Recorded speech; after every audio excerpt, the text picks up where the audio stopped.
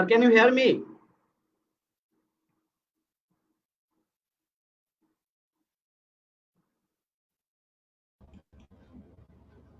Sir, can you hear me? Yes. Can I start, sir? Yes, please start. Please. Okay, thank you, sir.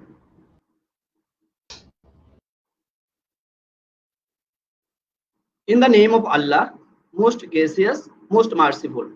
Ladies and gentlemen, Assalamu alaikum. Good evening to all of you. I hope you are in good health and doing well amid this COVID-19 pandemic. Also, I pray for the salvation of the souls of those who have lost their lives in the COVID-19 global pandemic and sympathize with their bereaved families. I wish for recovery of all those who have been infected with the coronavirus and currently undergoing corona treatment. I am Mr. Saiful Islam, lecturer, Department of Finance and Banking, National University, Bangladesh, as a host of this conference on behalf of Professional P Academia. I welcome you all to our today's international web conference. The conference title is Effectiveness of Online Teaching and Assessment, the Paradigm Shift in Higher Education. In this very good evening, we are here with a galaxy of intellectuals of the world to discuss the effectiveness of online teaching and assessment in higher education in this COVID-19 situation. Before we dive into the technical session of this conference, it would be great if we introduce today's resource person with you. Ladies and gentlemen, I am really privileged to honor to introduce our distinguished guest in the panel today's conference. They are from USA, UK, Australia, Sri Lanka, Nepal, India, and Bangladesh. Now, it gives me immense pleasure to welcome our panelists who are joining in this conference. I will introduce one by one. Very beginning, I extend a warm welcome to today's session chair, Professor Dr. Nazrul Islam, Dean of School of Business and advisor to the Board of Trustees, Pandey University of Bangladesh. He also worked for more than 20 years in different business schools of public and private university of Bangladesh like Khulna University, North-South University, Prague University, East-West University, and Eastern University in Bangladesh. Welcome, sir, in our today's conference. Welcome, sir. My heartiest welcome to our resource person, Professor Dr. A.S.M. Johirul Haq, Honorable Vice Chancellor, University of Liberal Arts, Bangladesh, ULAB. Professor Haq received his PhD degree in Computer Science and Engineering from Kharkov National University of Radio Electronics, Ukraine in 2001. Professor Haq conducted research at the University of Massachusetts, Boston as a visiting Fulbright scholar from January 2018 to April 2018. Welcome, sir, in our international web conference. Thank you. It will be my honor to introduce another resource person, Dr. Azaz Ahmed, Dean of Division of Business, Entrepreneurship and Technology Program, Columbia College, South Carolina, USA. He is a senior certified professional by the Society of Human Resource Management, USA. He has been a member of the inaugural research advisory panel of the Australian ASR Institute and chair of the organizational behavior stream in the Australian and New Zealand Academy of Management. Welcome, sir, in our international conference. Thank you, Mr. Islam. The next distinguished person will honor us with his presence is as associate person, Professor Dr. Ajanta Dharmeshwari, Director and Chairman, Postgraduate Institute of Management, PIM, University of Sri Jayawardapura, Sri Lanka. He is the past president of Chartered Institute of Personal Management, CIPM, Sri Lanka, and was the vice president of the Asia Pacific Federation of Human Resource Management. So, welcome, sir, in our session. The next distinguished research person is Professor Dr. Taimur Sharif, Faculty of Arts, Society and Professional Studies and Head of Business Program, Newman University, Birmingham, United Kingdom. He completed MSc in Economic Quantitative Methods at Stockholm University, Sweden, and PhD in International Business and London South Bank University, UK. Before moving to Newman in August 2019, Taimur was the Director of Faculty of Business and Management at Muscat University in Oman. Welcome, sir, in our international web conference. Thanks. It will be a privilege for me to introduce another resource person, Professor Dr. Ampo Harikrishnan, Dean, School of Business and School of Arts, and Registrar in Dutch International University, Himachal Pradesh, India. Ampo received his PhD from Bharateshwar University, Tamil Nadu, India in 2009. Sorry for that, sir, not yet to join with us for his technical problem. I hope again I will introduce him with us. Next guest, it will be my honor to introduce another research person, Associate Professor Dr. Faiz Uddin Ahmed Sheikh, School of Civil and Mechanical Engineer, Curtin University, Perth, Australia. He received his PhD in Civil Engineer from National University of Singapore in 2005.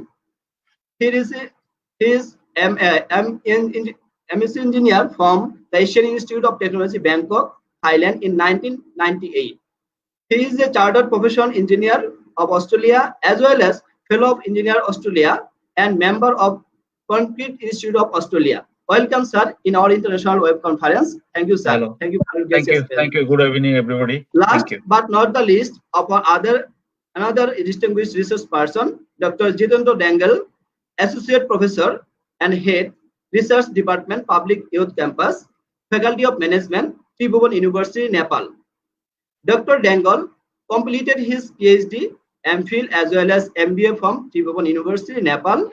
He was Deputy Director of School of Management, Tribhuvan University from 2014 to 2018. Welcome, sir, in our international web conference.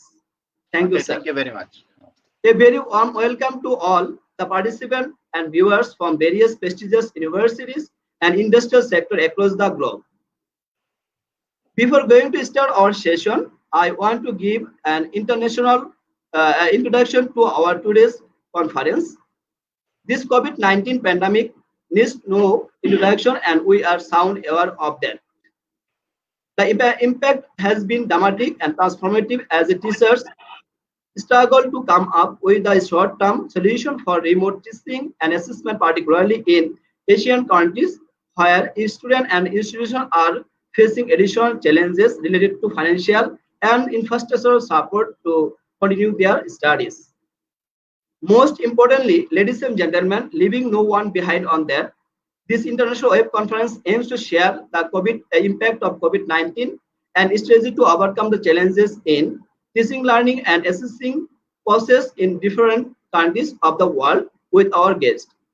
The impact of COVID-19 in teaching, learning have been very painful and stressful during this time, but it also compelled us to reimagine the education system as well. It is giving all the stakeholders, that include faculty members, students, policymakers, members of the community, a better understanding of the current education system situation or scenario. Ladies and gentlemen, I'm really honored that we have 8 distinguished guests with us on the panel today to share their expertise, their successes, and assist us to addressing the challenges faced by the higher education institution. With no further delay, it gives me immense pleasure to call upon an eminent professor and researchers, our beloved Professor Dr. Nazrul Islam sir. He has supported us to arrange this international web conference to ensure the quality education for all. I convey my deepest gratitude and thanks to our Professor Dr. Nazrul Islam sir. Now moving on towards the technical session, I cordially invite to all of you to join our live program and give your constructive feedback through our comment box by our given Facebook page link, inshallah. Now we are entering in the technical session. The technical session will be chaired by Professor Dr. Nazrul Islam sir, Dean of School of Business and Advisor to the Board of Trustees, Canada University of Bangladesh. Now I request Professor Dr. Nazrul Islam sir to take over the technical session. Thank you, sir. Sir, floor goes to you. Nazrul Islam sir. So good evening to all of you. I welcome you all to this very important web conference on effectiveness of online teaching and assessment, the paradigm shift in higher education. You know that along with other problems, COVID also created problem or affected our teaching and learning process in higher educational institutions. And research shows that 2/3 of the classroom teaching has been replaced by the distance teaching and learning methods due to this COVID-19. And due to the change change of change from face to face to distance teaching, it has created some problems of the students who are connected to and the faculty members connected to technical infrastructure, competency, and pedagogy of the distance learning. So, questions has been raised regarding this teaching learning method, online teaching learning method, and also the assessment systems. Therefore, this conference has been organized to clear and to share the experience of the professors and the researchers working in different parts of the world. So I hope that this conference will help the policymakers, students, faculty members, and other stakeholders clear the ambiguity and the quality of online teaching learning methods, and also the assessment, fairness in assessment method. So with this, I would like to start this technical session. So first of all, I would like to welcome Professor Dr. H.M. Johirul Haq, Honorable Vice Chancellor, University of Liberal Arts, Bangladesh, to say something about this topic, effectiveness of online teaching and assessment. So how can we make this online teaching and assessment effective and acceptable to the stakeholders of higher educational institutions of the world? Sir. Thank you, Professor Nazrul. I am very glad for being invited here, and thank you very much for organizing such a wonderful and timely event for the people of the world. How many minutes I can have? Maybe about 7 to 8 minutes. Is it okay? So let me first of all welcome my panel members to this session. At first, I'd like to tell all of you one important thing, that the COVID-19 has created a very good scope, huge opportunity for the higher education sector to go for online teaching and learning and assessment. Unless we faced COVID-19, we could not, adapt online teaching, learning, and assessment so quickly. Therefore, all the time, I keep saying that yes, we have been suffering from COVID-19 a lot. We have been suffering from Corona crisis, but at the same time, it has become a great opportunity for the education sector of the world. For example, even 8 months before, we could not think about online teaching and learning in Bangladesh at a massive level. But now it is reality. In Bangladesh, even in school level, even in the class 1 level, students are doing their academic activities online. Can you imagine? Such a third world country like Bangladesh, we are running our online teaching and learning at the primary school level. And of course, high school, English medium school, we are doing very successfully just because of COVID-19. And of course, in the tertiary level, we have been doing it very successfully, particularly in the private university sector. I am not going to make any comment regarding public universities of Bangladesh, regarding the activities that they are doing, because we in Bangladesh, private universities, private institutions are very much different from public institutions, because we all the time, I mean, those who are working in private sectors, we do everything possible for our survival, and we do our best so that we can do better, so that we can survive by ourselves. Because of that particular reason, all the time private universities are doing a lot of good activities, a lot of new initiatives they are taking, a lot of innovative things they are doing. And I am very happy to say that all maximum private universities in Bangladesh are running their online teaching, learning, and assessment very successfully from the very beginning of the crisis. COVID-19 crisis. Now, let me tell you one example what we are doing at my university.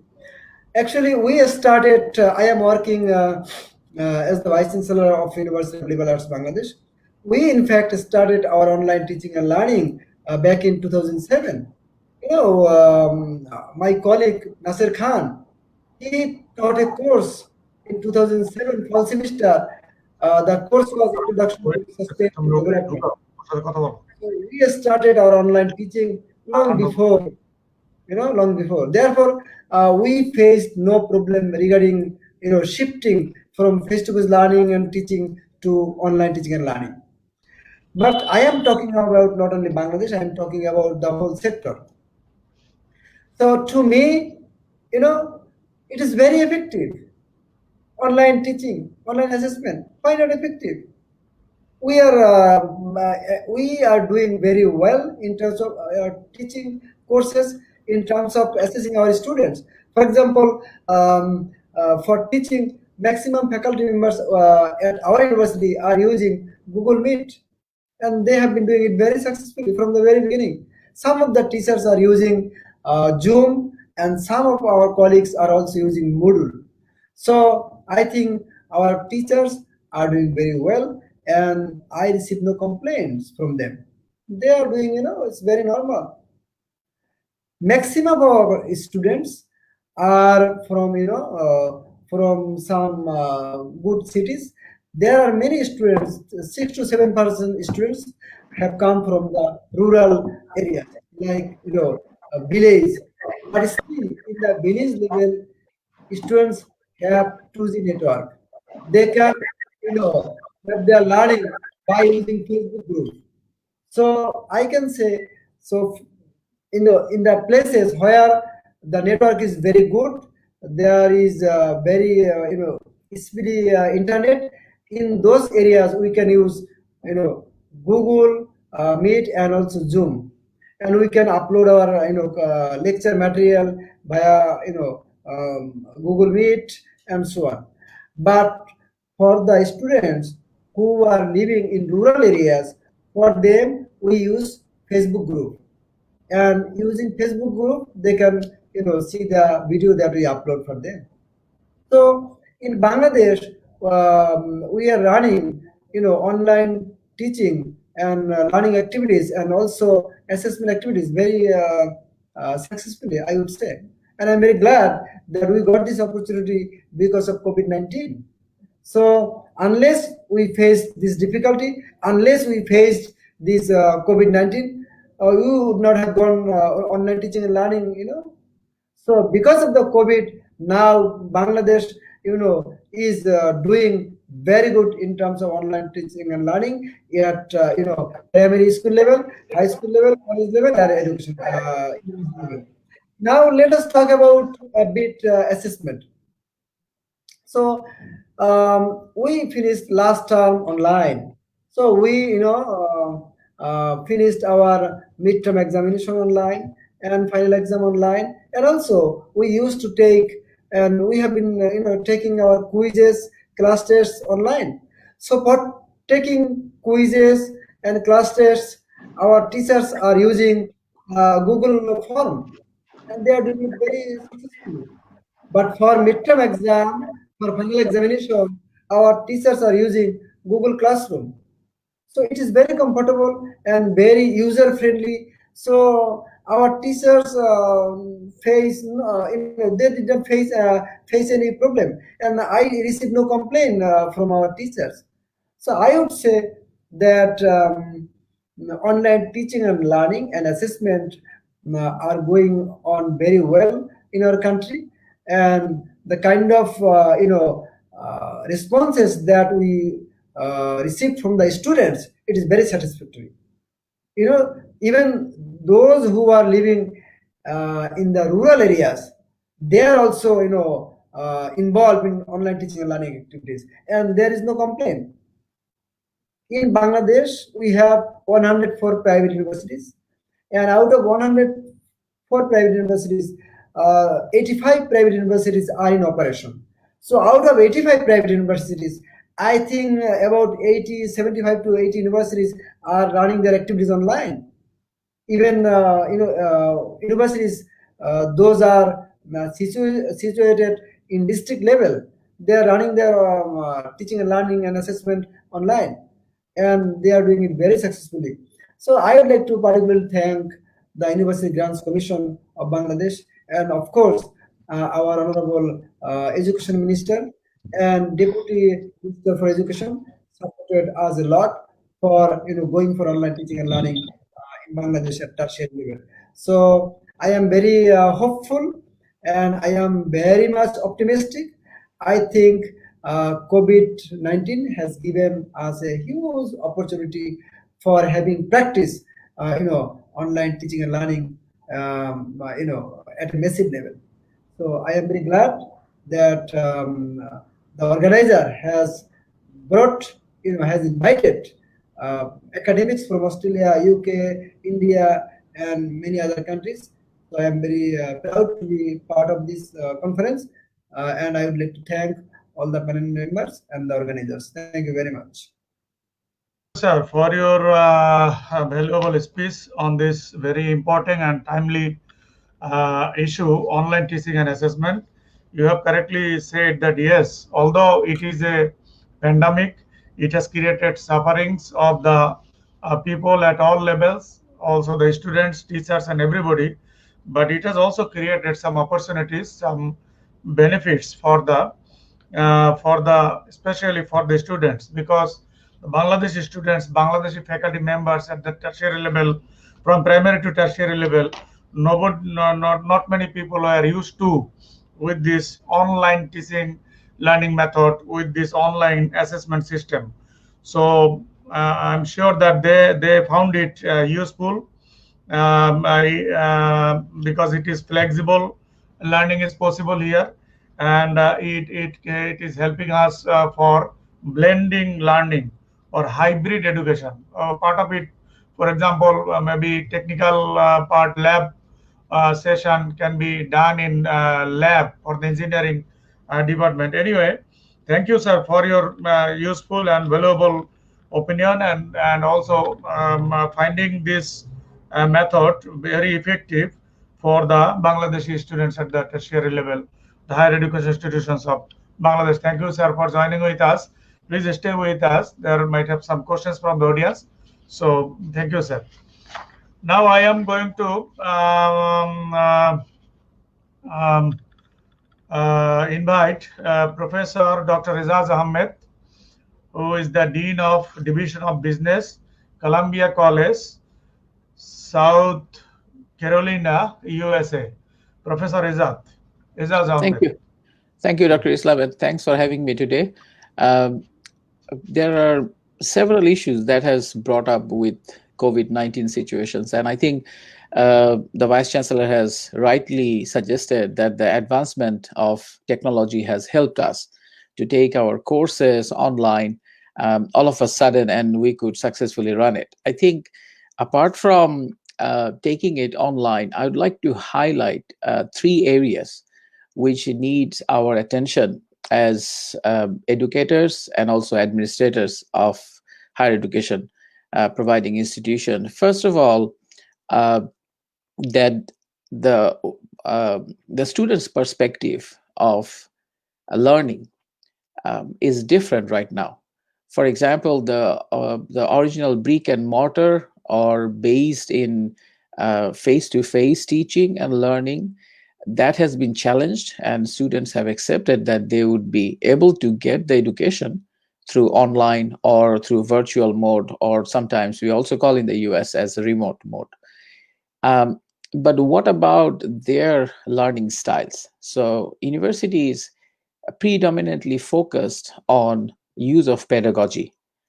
And I think time has come for us to discuss about the theory of andragogy, or how adults learn. And the use of andragogy suggests that students or individuals are adults and they'll be self-directed in learning. And the institution's focus should be on helping them to achieve their goals. So use of andragogy has been questioned right now. Throughout my time in the last 20 odd years in higher education, I have always seen talking about pedagogy, not andragogy. So I think this is the time that we focus on andragogy. And probably we might have another session on andragogy in some other time. Secondly, we have, I mean, I can speak about the United States. We have about 20 million individuals or students who are studying in the higher education sector every year. That is roughly the population of entire Australia. So you can see what is the volume of students we have in the United States. And all of a sudden, we took all of the students from brick and mortar universities to online or virtual space. The concern is not about having them taught online. The problem is, or the issue is, that most of the universities you will find have nearly 15 to 20 disciplines, such as business, engineering, um, social sciences, and other areas. So these 15 to 20 schools, they are not all fully equipped to go online and teach online courses. For example, business education, which is very popular all over the world. I'm quite sure in Bangladesh and in South Asia, which is also very popular. And in the United States, it's really, really popular, no doubt about that. Now, business education is one of the primary ones which went online before rest of the other disciplines, no doubt about that. And I'm sure in Bangladesh and in South Asia and also in the United States, most of the universities offer business programs partially online. So this is not an important issue for us to move forward with the online if we are teaching business courses. I think my concerns are those courses which require lab work, such as chemistry, biology, engineering. We also have an engineering expert today from Australia here. I would like to hear his ideas and how they are coping. And I think that is one of the important issues, a part of andragogy. So students' perspective of learning needs to be looked at very clearly. And how do we manage courses or programs which require labs or some form of physical tests? I would also like to highlight here about the context of going or moving online. And I think Bangladesh has shown how advancement in ICT or information and communication technology can help to mitigate situations such as COVID and quickly move into online space. And I'm sure that the almost every one of us are now buying and selling products online. And the logistics have been such that we can get products overnight or in sometimes in few hours. So this has happened because of the advancement of technology. So use of technology is prime into this factor. And this has also opened up the age-old question. In the 90s, we have had the buzzword called digital divide.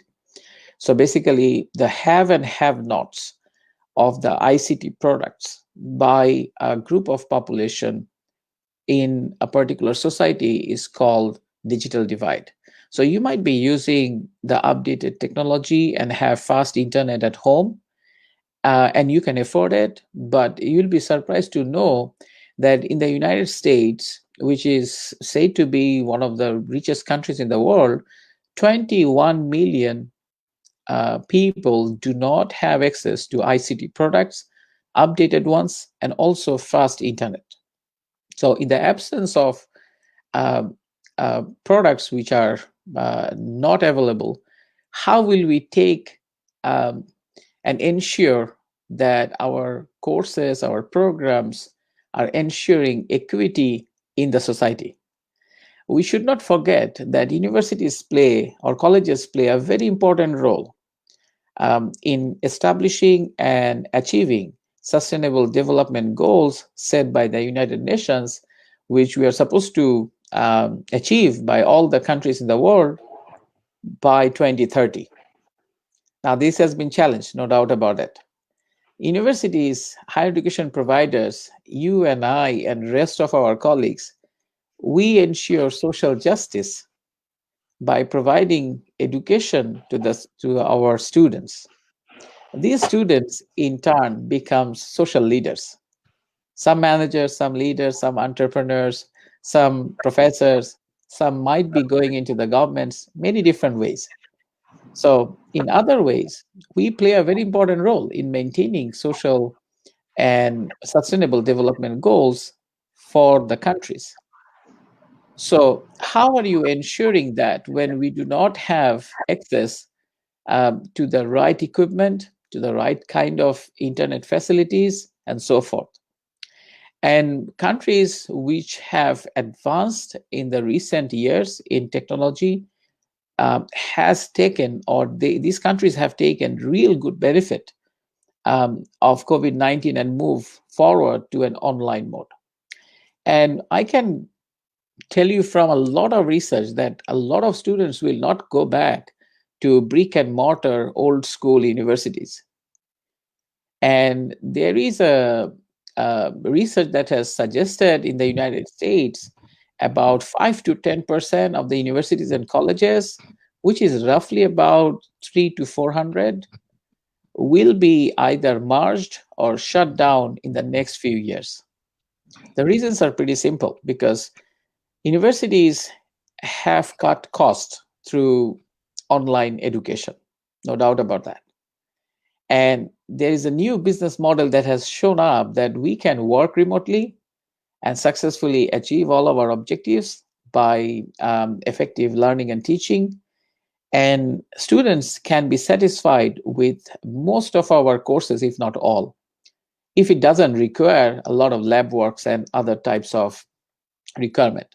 So I think this is an important part that we should look at. So social equity needs to be looked at, but also we should focus about 1 billion people in this world who are having challenges. Either they are physically or mentally disabled, or they are differently able. So when we talk about taking our courses online, when we think about how we are getting all our targets fulfilled, and we have to accept it. If you are an administrator in higher education sector, it's all about targets. It's all about meeting challenges. But how are we ensuring social equity when in the entire world, 1 billion people are disabled and they have challenging needs? So andragogy plays a very important role. I will go back to my original theory of andragogy that suggests that responsibilities lies with the individuals who study, but universities and colleges should provide a way towards that. So they should support their learning experiences. And finally, I would suggest that in the brick mortar situation, we always had a proctored exams and assessments. When we go online, unless you have had a particular way of ensuring a proctored exam, which will be very expensive, new technologies such as a locked browser system might be used, or other proctor services which might be expensive. You will not be able to justify the assessments that you are doing because, again, accept the fact, if I'm an online student, I have enrolled in my name as Izaz Ahmed. How do you know that whether Izaz Ahmed is doing all the hard work and submitting the assignments? I might have hired, Karim Ahmed or someone else to do my assignment and submit in your university's, profile or university system. So the need of authentic assessments, the need of reflection-based assessments, the need of proctored and closed or, for example, locked browser are very important to ensure that we have absolute academic integrity in our online program. I think these are the few issues that comes to my mind, which I think is contextual, apart from just online teaching, that is much more about academic governance. Thank you all.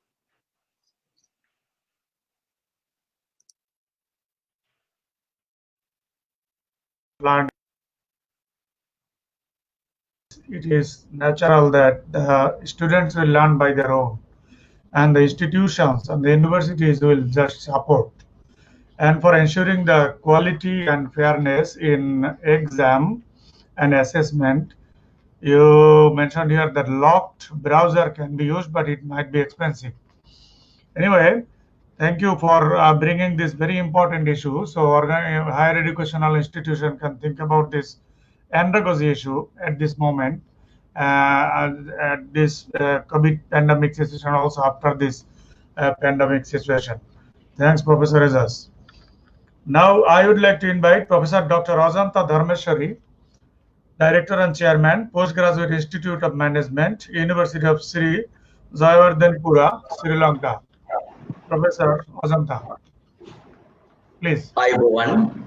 That's how we treat and greet one another in Sri Lanka, means may you have long life. I think this is the right time to wish that way because we all are struggling in our lives. COVID-19 gave us, on one side, fresh set of challenges, on the other side, fresh set of opportunities. So while we were, while we were locking down, we were looking up for fresh synergies, fresh opportunities, fresh way of doing our education. So thank you very much for the organizers for inviting me. And I represent the largest postgraduate institute in Sri Lanka, and where we had this challenge in front of us. So we cater for working managers. They come for part-time programs. So when they were challenged by their organizations for extra work and working from home, and then challenges of not being able to conduct the businesses properly, smoothly, and when there were economic challenges, and that is the time where we had to be conscious about what they were going through and to tailor the educational programs for the benefit of them. So what we did, or rather what we have done so far, is to critically look at three aspects. I would say contents, context, and the conduct. So the contents of the program, we had to shrink in certain aspects, and we had to ensure that we fit into the time frame that is available. And the context, it was a case where we need to resort to online teaching and assessing. So it is an opportunity in front of us. And then the conduct made a big difference. So let me dwell more on the conduct of it. So online is an assortment of different types of tools. So we had to go through a mind shift, or rather mindset change. For me, it was challenging at the beginning. And again, they say change is the only permanent thing in the whole world. Everything is changing. So this is a testing time, whether we are willing to change, whether we are willing to embrace change, and whether we are willing to change for better. Because as an institution well established, as an institution having a reputation for fantastic faculty, we were more treated as sages on the stage. So we had to shift the mind from sage on the stage to guide on the side. It is mainly guiding the learning participants. I enjoyed the previous thought sharers' insights with regard to andragogy, self-centered, adult-centered, in other words, learner-centered. So there has to be greater maturity, greater discipline, greater ownership of learning from the learner's point of view. And then where we need to support them, we need to help them, we need to assist them. So that's exactly we were trying to do. So shifting our mind from being a sage on the stage to guide on the side. So we had to relook at the way we present our contents. We had to relook at the way we were engaging the learning partner. That is the term we use, learning partners, those who partner with us for learning, not just students, but learning partners, learning community together. So we had to engage them. That was a key engagement challenge. Unlike you see them physically connecting with you, the challenge of engaging them virtually was tremendous. How to ensure that they are with you all the time, how to ensure that they are meaningfully with you all the time, they are mentally, emotionally with you, apart from being virtually with you all the time. So we had to have some spot tests, spot questions, Q&A, and then allowing them to raise questions, virtually raising hands, and then ensure that we have a meaningful engagement right throughout, rather than we bluntly presenting sets and series of PowerPoint slides, sometimes losing the powerful points in the jungle of PowerPoint slides. So that's what we were conscious about. So we consciously avoided. That is a starting point. So that is 100% online teaching. Then we shifted to what we call a hybrid approach.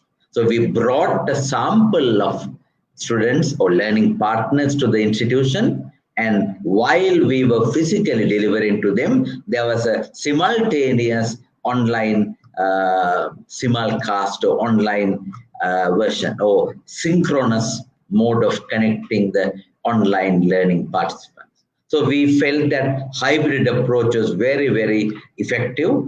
Say, while the physical participants were engaging in the classroom, we were also engaging the virtual participants. So it is that hybrid approach that was really, I would say it was more successful than 100% online, the hybrid approach. So that is all about online teaching. Then what about the assessments? We had a take-home exam, we had some online quizzes, and we ensured that we had that the camera option where we looked at the surroundings and we trusted on the maturity of the participants and variety of other aspects. And it was all in all a successful experience. But having said that, my personal opinion is we need to get back to the blended learning approach where online teaching would be a critical aspect, but overall, holistically, it should not be the learning approach. The learning approach should be an assortment of different learning techniques. Online occupies a primary role, hybrid also can be a crucial one, and then even physical getting together could be another important one. So we need to bring all things together. So I have a casing point to wind up, where we had been having one particular program called Master of Public Administration, catering to the government sector officials. Some of them are far away in the northern part of Sri Lanka. Some of them are far away in the eastern part of Sri Lanka. So we offered this program through the blended learning mode, where some of the participants physically come to Colombo, where our institution is located, and other study groups are simultaneously joining us through the technology, through the virtual learning. So we had it as a blended learning approach. We conduct sessions every Saturday for 3 to 4 weeks, and then we have assessments. For the assessments, some of them physically come, others do that online with supervision through technology. So I think all in all, we saw lots and lots of promises. At the same time, some problems that we need to tackle, but overall promises far surpass the problem. So I think, as my previous presenters mentioned, we see a promising prospects with regard to online and, in my view, hybrid approach or even a blended learning approach, where the holistic way of looking at education needs to be revisited as a new paradigm in the post-COVID-19 pandemic. Thank you.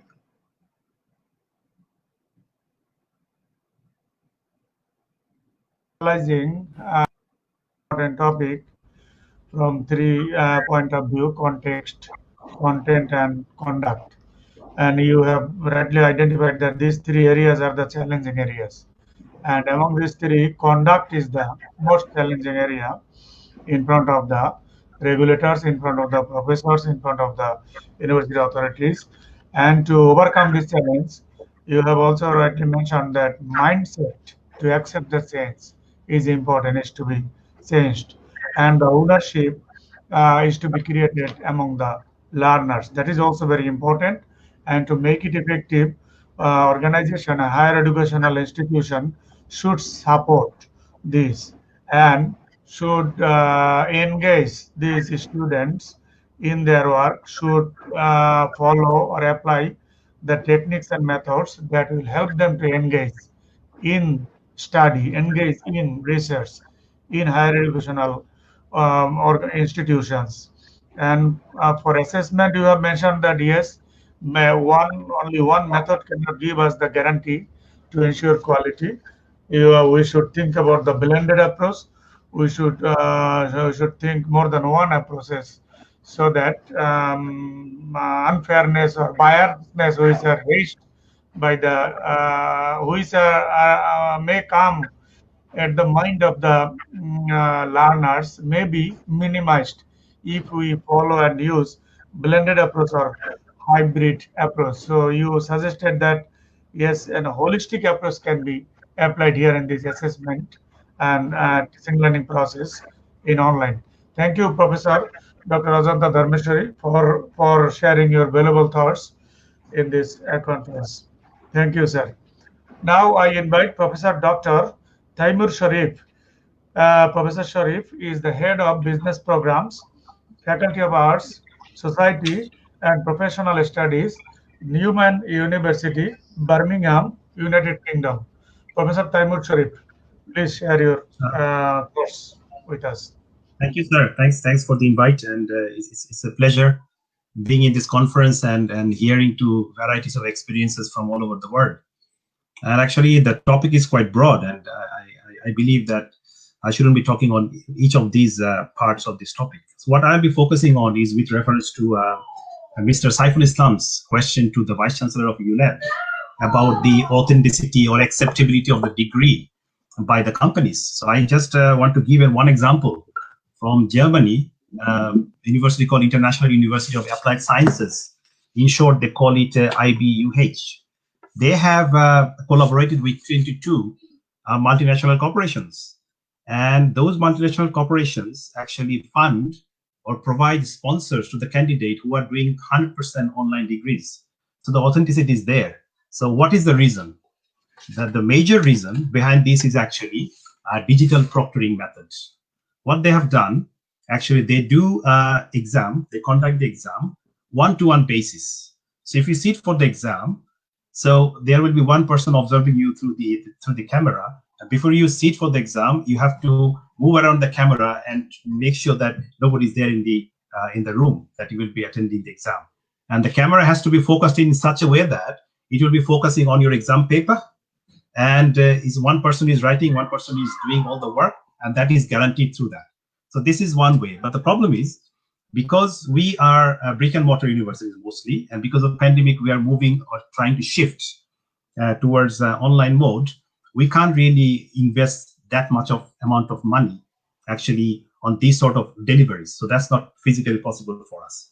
So from my context, what we have seen that exam conducting was always an issue from the beginning of this year, especially the written exams. So when we had two types of situations, some of the exams were given online and students were given 2 hours open book exam and half an hour extra time to download the question paper and uploading it back, the scan copy. What we found that some of the students actually straight away used internet sources, copied and pasted the answers and uploaded them. So when we ran through the Turnitin, many of these came 90% or above. Even we have one case who had 98%. And it was the flaw for us, and we couldn't challenge the student because students said that you never told us that you will be checking the plagiarism. So that was one situation. So to tackle that, we came up with two other ideas now. The one is some of the courses, the teacher is allowing 24 hours. You take the exam, you are given 24 hours, you do all the research, you can handwrite, you can word process, but for all the information you provide, the information has to be cited. And you have to follow Harvard referencing style. So it's more like doing an assignment. But the difference is it's a written exam, and you will be giving open book exam, critical questions. So this is one approach followed. The other approach followed was you can still do 2 hours exam and half an hour extra time for downloading and uploading, but you have to handwrite the exam. So you don't have the privilege of going straight to the Google search and copy and paste and in the copy and upload it back. You don't have that much time. So you have to really know the topic. You need to really know the content of the subject so that you can handwrite and manage it within two hours. So apart from this, we have presentation issues, that the live presentations that we used to conduct, that wasn't possible. So what we did, we gave some set questions and students had to video record it, and they could upload it. So that was quite possible. So in case of question and answer situations, because it was uploaded, question and answering was not really possible. So what we are thinking next semester is that students will be doing Zoom presentation. They can share their slides as a group, and students will be putting their questions in the chat box if it is too many of them. But if there are a few questions, and they can ask the questions online directly live. So that way we were thinking to sort out the problem. In terms of the authenticity of the degree, actually, I was hearing one of the talks of Dr. Ijaz, that he said that the reliability of or acceptability of digital education is increasing, which I accept 100%. But the problem is, in our enrollment situation, we have seen that, or when I talk to my friends, we have seen that there are students who actually postpone their study. And I particularly know a few students from abroad. They said that because we are paying for on-campus study and we are paying still the same amount of money as tuition fees, we don't think it's feasible actually staying at home and paying the same amount of money and getting online services. I don't feel, or we don't feel, that we are really being fairly treated. So they postpone their study. So we are going to lose about 5 to 10% student in that way. Another issue that I'll be raising, why I'm talking about issues is actually because there are lots of positive things. I'm not going to highlight on that. I'm talking about the issues that we face and we are about to face. It looks like that common perception is that when you are doing online activities as a teacher, you have a lot more free time because you're staying at home. But the reality is, and all my colleagues sitting here will agree that actually our time commitments substantially increased. And interestingly, next semester, our teaching delivery time has been set from 9 a.m. to 9 p.m. Whereas in normal situation, it's not the case. If you're delivering in the evening, you come probably at 3 o'clock, it's at 9 p.m. And in the normal time, 9 to 6 probably, but that's not happening at the moment. So that has really increased. There are issues of student well-being. So when students were at home, I think someone's microphone is on. Sorry. Students' well-being issues are also there, because we have seen that in the UK, there are quite a few students who are single parents. There are quite a few students who have home caring responsibilities to their parents or very young children, infant children. So even if we wanted to run these online sessions, they couldn't be actually managing the situation because of their home responsibilities. There are few students who have economic issues, who normally depend on the library resources. They come to the university, they work whole day, they go home. So they close everything before they go home and completely switch off. This group of students actually started struggling because they didn't have a laptop, they didn't have Wi-Fi at home, so they could not access the library resources from home. So for these sort of students, we had to extend the submission dates. And in many cases, some of them enjoyed more than 2 months. But the problem is when you give 2 months extension, it's a psychology. Students think that I've got plenty of work, time to do this work. They slow down the thing. So they start communicating with us in the last 1 or 2 weeks, and they start again asking for extension. So the motivation and the psychological issues are all there. We have seen that email queries actually increased. Students started asking too many questions actually after COVID because they're staying at home and they think that we have the privilege to ask the teacher and they are there 24 hours to help us. So that was actually an issue for us. And one last thing I would tell that sometimes our perception is that this is a cost-effective method. But to be honest, if you want to switch to the online delivery a lot, like the German example I gave you, they invest massive amount of money, millions of dollars on setting up those structures. So sometimes we feel that instead of human resources, if we just replace them with money, the amount of money it costs actually doesn't really save a lot of money for us. It's the perception or the society, how we take it, how the employers take it. If there are good perception about the education, authentication of the education, it will be well accepted. But certainly it's not cost saving. Thank you very much for this opportunity. Taimur Sharif, for your valuable thoughts on this very contemporary issue. And you have correctly identified the authenticity, explained the authenticity of the degree and certificate that has been raised by professional academia. How are we going to ensure the authenticity of the certificate, and also how are we going to check the plagiarism? And thank you for addressing this issue. And also you have shared that yes, open book exam, and but again question is how to ensure the plagiarism, and your plagiarism check shows that they copied from internet. So you have adopted the handwritten thing, even they can see and write and then submit. Anyway, here the most important issue you raised is the psychological aspect, and that is really important. That has also been mentioned by Professor Azanta, that is mindset. And also Professor Ezas, that how you are adult learner in university level. So in adult learning methodology, in adult learning system, so there should not be a question of plagiarism, should be a question of copying, right? So I think so this mindset and also the andragogy, we shall have to think about it. And you also indicated the Bloom's taxonomy issue, I guess, that the questions we shall have to ask or form question in such a way so that they will be able to answer, but after a significant research. So you know that the Bloom's taxonomy tells us there are 6 areas where we can develop capability and ask the questions: memorizing question, understanding question, analyzing question, then applying question, evaluating question, and creating question. So at the tertiary level, we can use the last 3 or last 4.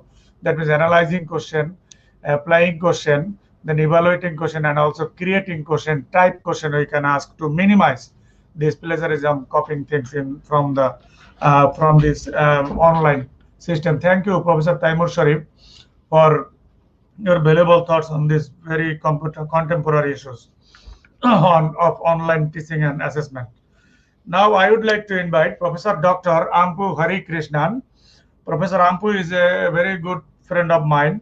He is presently the Dean of School of Business and School of Arts and also he is the Registrar of Indus International University, Himachal Pradesh, India. Professor Ampu. Yes, good evening, everyone. Professor Nazrul Islam and other distinguished speakers, I'm very honored to be a part of Professionals Academia. At the outset, I have to say that what Professor Nasrul has initiated today will go a long way and become the role model for other private universities in Asian context. Having spent considerable amount of time in India in the private university setup and having seen the private university setup of Bangladesh, I am here to present effectiveness of online teaching and assessment, the paradigm shift in higher education, the state of Himachal Pradesh. I'll just give a quick introduction about the university setup in India. The history of state private universities, that is, private universities established by an state government of Himachal Pradesh to an act passed by the state legislature in 2002. JP University was the first one, and our university was established through Indus International University Establishment and Regulation Act 2009. So we are a 11-year-old university. Approval and accreditation are two separate aspects in India, like other parts of the world. All state private universities in Himachal are being approved by University Grants Commission, the apex controlling body for all universities in India. Coming to the topic, we being private university, we rather being a state private university, we are total 17 in number, and we have been fortunate enough to have been closely mentored by the state government of Himachal Pradesh, who is doing a commendable job in handholding the private universities which are facing a lot of difficulties.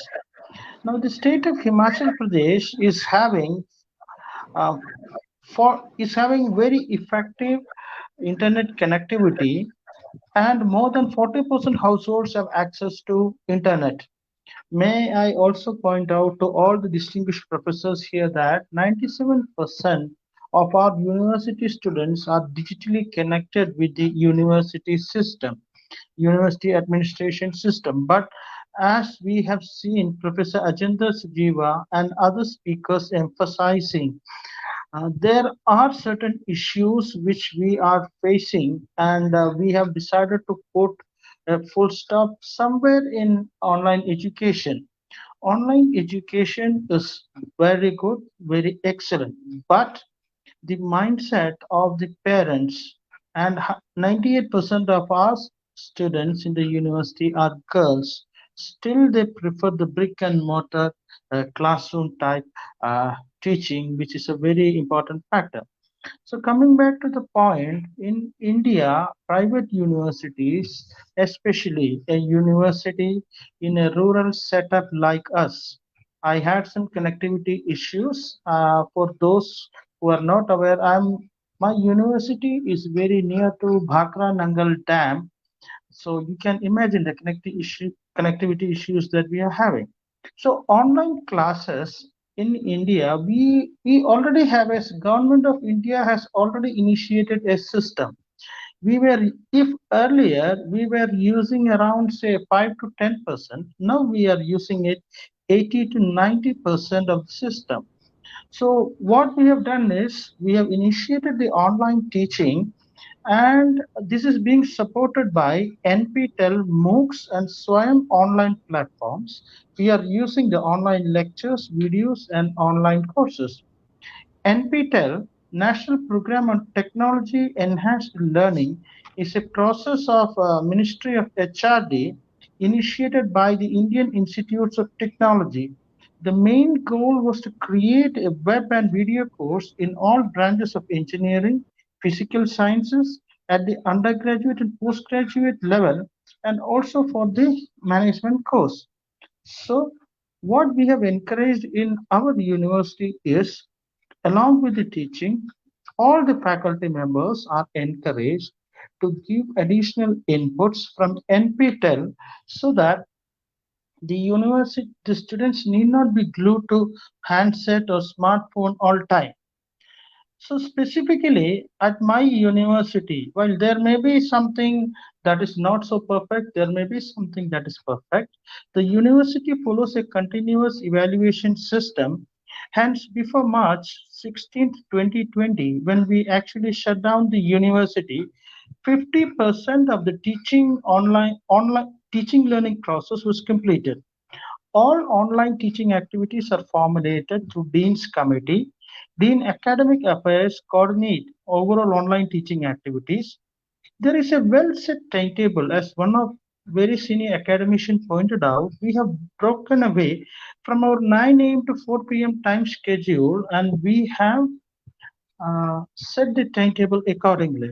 Every online lecture that our faculty members conduct is being recorded and uploaded by concerned faculty at an in-house developed ERP. So in case students miss a lecture, they can download, see and learn. The university completed its event semester teaching in the first week of July. This is primarily because we did not do any kind of online or any kind of teaching for a period from March to June, and then we commenced the teaching from June. Regarding the internships at our university, what we are doing is we are taking the help from All India Council for Technical Education. They have an online internship program called Internshala, where students are being given assigned projects and controlled and monitored to the site. Swayam Portal, our university, we are using Swayam Portal, whose full form is Study Webs of Active Learning for Young Aspiring Minds, is the indigenous platform of the Ministry of Education, the old Ministry of Human Resource Development, that provides massive open online course. Now, there are four. I have sent the file to Professor Nasrul, what the adapted from the website. See, we are right now taking e-tutorial module that contains video and audio content in an organized form, from animations, simulations to video demonstrations, etc. And what are the difficulties? We find many distractions in online learning, since our university is in a rural area and we have 98% of our students from rural area, very enterprising, girls who have a desire to learn. They find it very difficult uh, to adjust to online learning on a continuous platform because of the socio-cultural background, the fear of being exposed, etc. So this is one of the major things. And the second thing is 97% of the students are digitally connected, but then Himachal being a mountainous area, there are connectivity issues even after scheduling in early morning or evening or etc. These are the two difficulties. So online assessment is one of the part of the continuous evaluation adopted in university. See, we switched over into teaching mode for this semester due to COVID. However, we are running value-added courses purely in online mode, wherein we had invited some very eminent speakers from Bangladesh, like Professor Nasrul Alauddin. We had somebody from Iraq and so on. So that is, so the question is, the parents and students, they are finding it interesting, but when it comes to assessment, that I will see. So coming to the PhD students, as per the Government of India guidelines and guidelines by University Grants Commission, we are calling our PhD students in chemistry, business and English on rotation basis, so that their research work does not suffer. Our university, we have done online evaluation only for practical papers like a seminar and presentation, project work, dissertation, etc., which they had sent to us, and we had done the plagiarism check, and then we had a viva. Coming to the assessment part, our university has taken a conservative approach. We highly appreciate the online learning system. In fact, our university is part of an educational group that actively promotes online education. However, taking a conservative approach, this is primarily because of our job oriented courses like hotel management. We have a considerable number of students in computer science engineering whose industry demands that the university conducts proper exam. Some of the states of in India, see, the nearby state of Punjab has declared an all pass for all the final semesters. Some of the states like Maharashtra and Haryana, they also have given. However, we are taking the state of Himachal because one thing that distinguishes the state of Himachal is we are having a private education regulatory commission that controls the university, that mentors and supports the university. So going by the directive, we are waiting for the final outcome of the case filed in Honorable Supreme Court of India by 31 students against the conduct of the exam, because University Grants Commission says all universities should conduct exam and declare the result, uh, whereas some of the students are feeling that it should not be the case. So we are waiting for the assessment part. So this is what we are doing in our university. We actively use the online system for learning. However, the academic session, what we have taken is that we will somewhere the government of India is expected to open the university somewhere in October, November. So we will start the academic session from then. So this is what I have to say.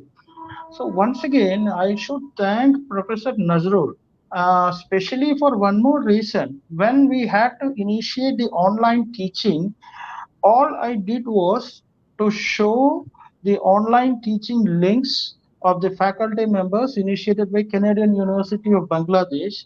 Even I shared the link with some of my students, and that did the trick. So, Professor Nazrul, we are very thankful to you for initiating the online system. In a way, the student understands the rural students who come in.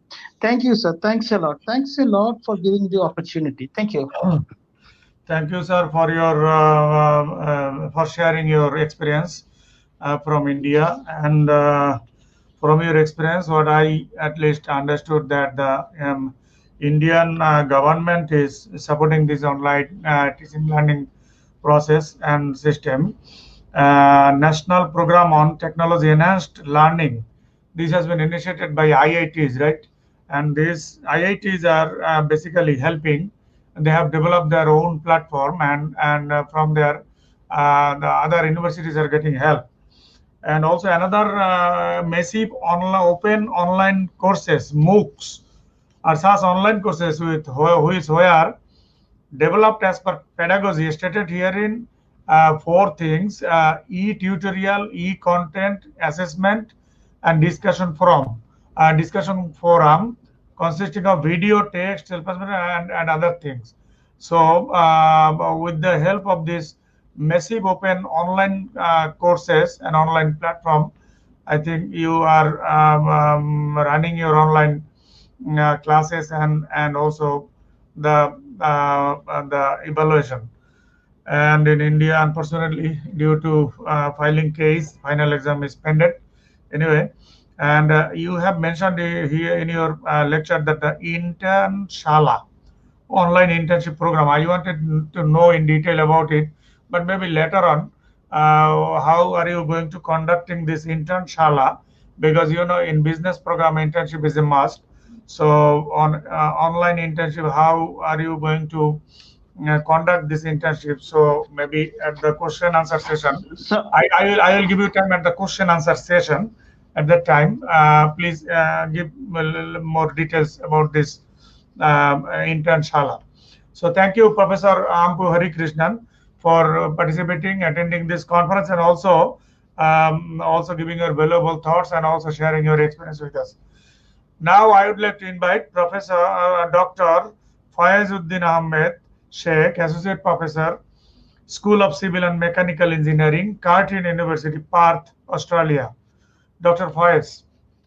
Yeah, thank you very much, Professor Islam, to invite me and organize this such an interesting and timely topic to deliver online teaching as well as the assessment. So actually, my background is, I think, quite different from the previous presenters. Mine is the engineering background, so I think some of the presenters, especially Dr. Ahmed only highlighted that this, especially engineering and technology, there are some challenges, especially the lab. Actually, he mentioned, and it is actually correct. So what I'll do is I'll share actually how we are on this online teaching as well as assessment. Okay, now before COVID situation, actually, in fact, we were almost 50% online, if not most probably 50% online. So for example, although the lecture was face to face, but it was recorded, and frankly speaking, about 1/3 to say 40% students never come to face lecture.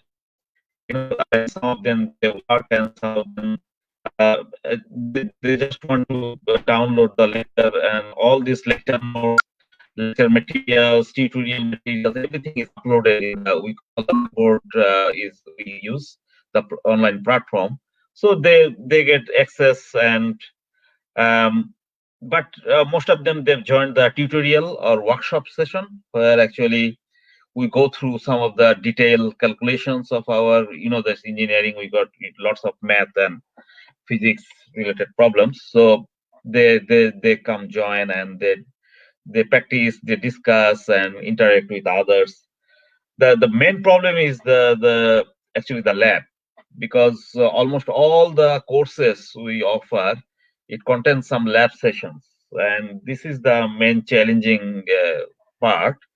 And especially because I'm the civil engineering background, so all our actually the lab, we have to use physical equipments or apparatus, and students have to, although they work in group, but they have to they operate that apparatus or equipments and take readings, then get this data analyzed and submit report and so on. So but this is the challenging part. And last semester what we did is, in most of the labs, actually we took the video.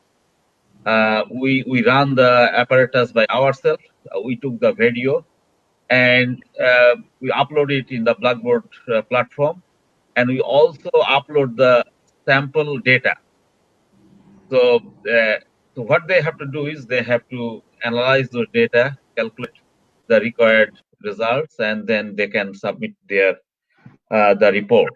But although it is not perfect, but there is no choice, because we have to run and we have to complete the unit. And this semester just started. This is our second week is going on. So we also following the same procedure at the moment. And this is how we are delivering this lab session. Some labs, say for example, some labs we use computer software to model. Say for example, the drafting. So for example, the drafting in engineering, we have to learn the drafting. So those drafting software, say for example, the AutoCAD or the other software, the students can get online this software, and they can actually use this one from their computer, from their home. So this is not a problem. And some other units, there are some units, the lab is computer lab, they have to use the software, especially software, and we are managing some access for them, and the students can access those software, they can run their model and then get the results and then submit the reports and so on. Now, the second, the most important thing is what we are facing is, as Dr. Taimur and also Dr. Ezaz mentioned, that the assessment and the reliability of the students' work, this is the main problem. And from the last semester exam experience, I can share with you that actually I got two courses, and one of the courses actually I said the exam quite conceptual type exam on, it was online, sorry, the open book type. Okay, so what student have to do is you have to it was a 2-hour face-to-face exam, but because it was online, so we allow them 4 hours. So additional 2 hours is to download, to scan the answer scripts and then upload it. And we understand, recognize that many students, their internet may be slow, or sometimes any if any breakdowns happen. So that is how we allow them 4 hours, but it was the actual 2 hours, and they have to log in this Blackboard. The exam questions was there, and they were given 24 hours of the access time. But once they start, they have to submit within 4 hours. And most of the students actually they did quite well, but we got some news that some of the students actually they actually did cheating. And there are already some the websites, there are online, they provide the solution. So if you send them the question, and very quickly they have the expert there, and they will send you the solution. I mean, so this is the problem, another issue. But from this semester, what we are thinking is we will be using iris system. It's an online, it's a video monitoring, so it will monitor the students movement, as well as in the computer what type of files they are downloading, and all this it will be recorded. And if anything suspicious happen, then it will flag those issues to us. But again, as I say, as Dr. Eza said, that yes, the student X may not be his student X, maybe student Y is, or the contact person is answering.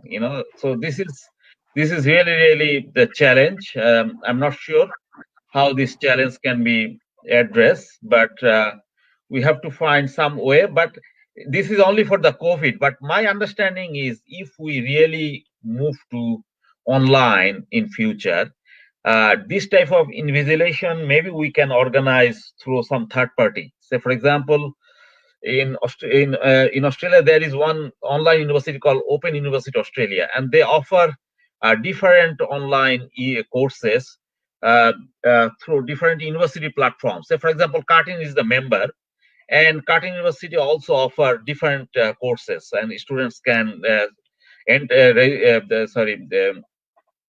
register those courses, and they can they are getting everything online, lectures as well as all the materials. But the exam, when the exam is happen, they have to come physically to our university, and they have to sit for the exam under face-to-face invigilation.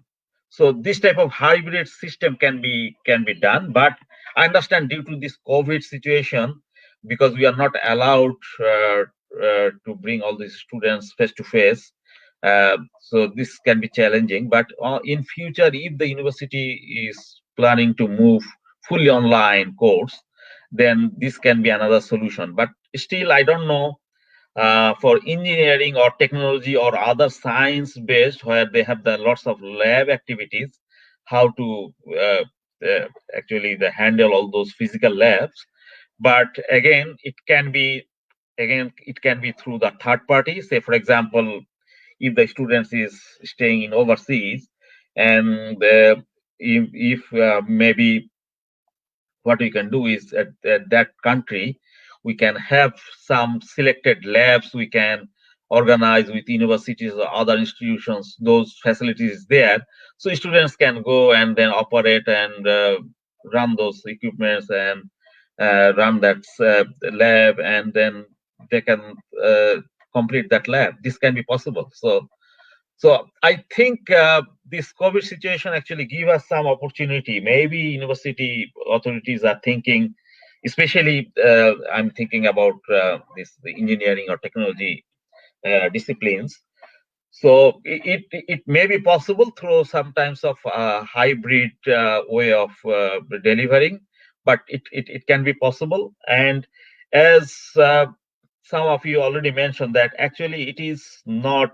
Although some of my friends actually, they thought that, oh, you are doing online, so you have free time. But actually our engagement actually increased quite significantly. Especially you have to answer lots of email, and you have to prepare lots of the documents and these materials. You have to record it, upload it. Actually, the in terms of the time commitment, actually it increased. What my personal as well as my other colleagues are also thinking. But you know that maybe it may be a good opportunity.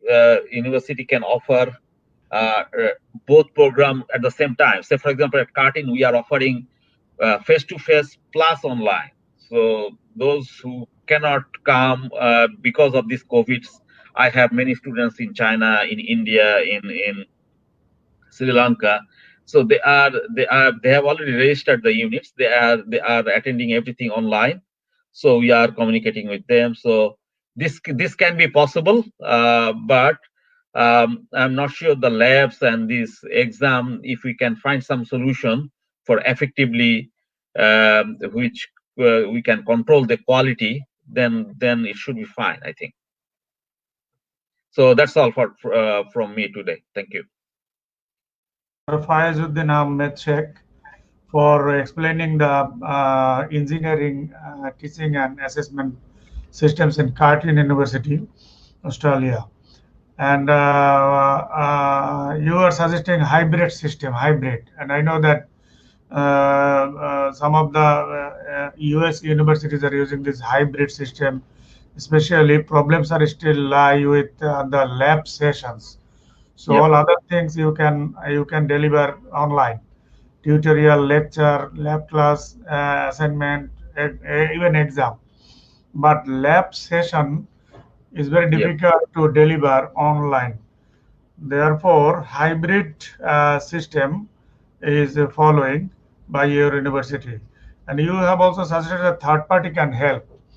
But again, if third party is to be arranged, and there are costs involved with this Yep. third party. Yes, correct. Okay. And also you have suggested the online IRIS software for invigilating the exam. Yeah. But again, maybe if it is useful and also easily available, can be sourced by the university easily, then it can be used. And one thing you have mentioned in your lesson, or I have seen that in exam, final exam, you give a question and it is available. It is available 24 hours in the website. But when a student will enter, after entering, they will have to finish the exam in 4 hours. Yep. So how are you going to trace this student, and whether they are taking more time or not? I will ask this question later on. Okay, Yes. after Okay, the no question problem. answer session. So how are Okay, you going sure. to manage this? So this is a good technique. I know that in Bangladesh there is a private university.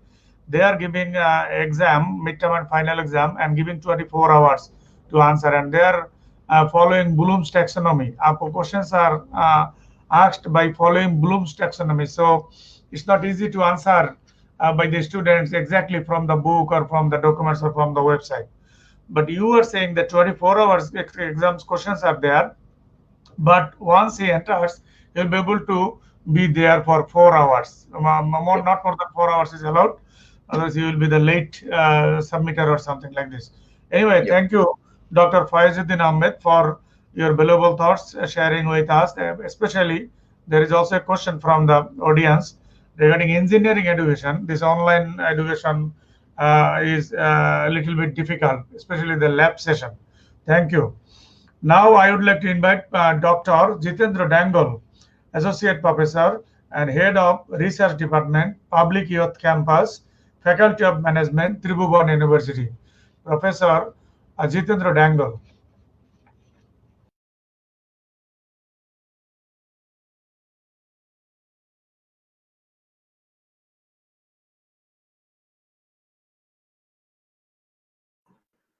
Would you please unmute please unmute your Okay. Okay. Thank you very much, Professor Islam, and thank you very much for the organizer for providing me the opportunity to talk about something about the online teaching and assessment system. Uh, in the context of Nepal, we are conducting our classes online, and also Bhaiba Bose programs also we are conducting on online. Now, regarding the online program, we conducted midterm exams in the MBA programs, but still we have a lot of difficulties to conduct the final exam. Actually, our UGC, University Grant Commission, also issued a guideline for the online classes as well as the examination. But you already, all of you know that our country is most of the part are hilly and the mountain regions, so that we have a lot of difficulties about the internet connectivity as well. For your kind information, our 62% of the people live in city areas. It's indicate that remaining portions around 38% live in the village areas and the mountain and the hilly area. That is the major problem to us to conduct the online classes. And regarding the electricity access, the 90% of the people in the Nepal have access to the electricity. But we have a 7 different province. Among of these 7 different provinces, Karnali province has only 27% electricity access. That is the another challenge to us to conduct the online classes. And regarding the internet access, only 75% people have access to the internet. And we have a few questions about the quality.